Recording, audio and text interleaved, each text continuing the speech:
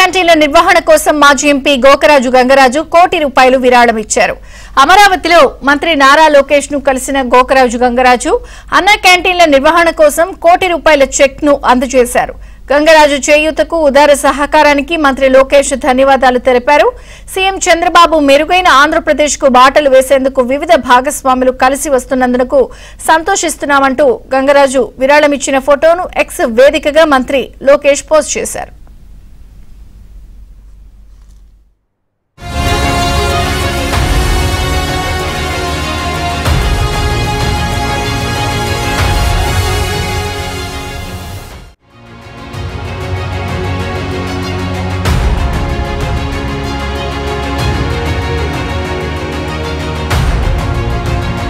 క్యాంటీన్ల నిర్వహణ కోసం కోటి రూపాయల చెక్ ను అందజేశారు.